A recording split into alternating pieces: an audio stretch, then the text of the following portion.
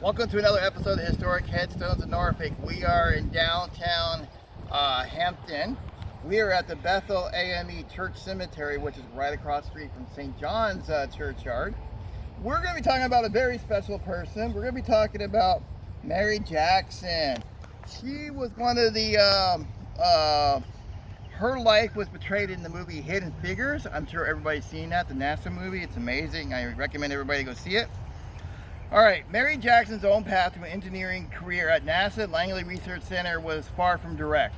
A native of Hampton, Virginia, she graduated from Hampton Institute in 1942 with a degree in math and physical sciences. She accepted a job as a math teacher at a black school in Calvert County, Maryland. Hampton had become one of the nerve centers of World War II home front effort, and after a year of teaching, Mary returned home. Finding a position as a receptionist at King Street USO Club, which served the city's black population.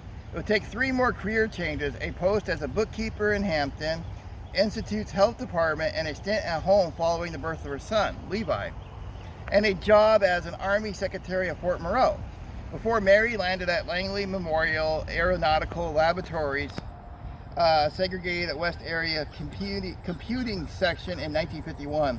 Reporting to the group supervisor Dorothy Vaughn, who is also in the movie.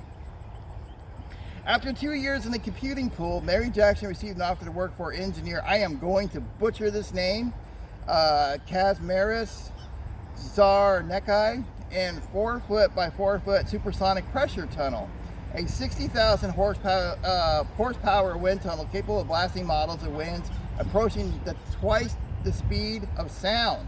That's amazing.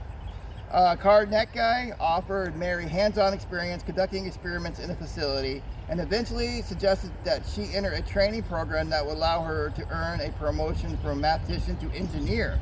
Trainees had to take graduate-level math and physics and after-work courses managed by the University of Virginia, because the classes were held at then segregated Hampton High School. However, Mary needed special permission from the city of Hampton to join her white peers in the classroom.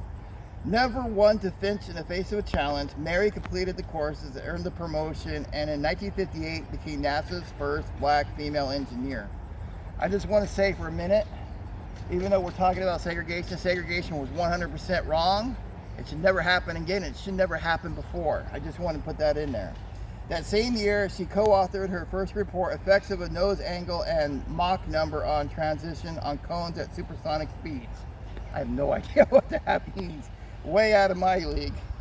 Mary Jackson began her engineering career in an area in which female engineers of any background were a rarity. In the 1950s, she was may have been the only black female aeronautical engineer in the field. She was a pioneer in her field, and she was a hero to many people, including me.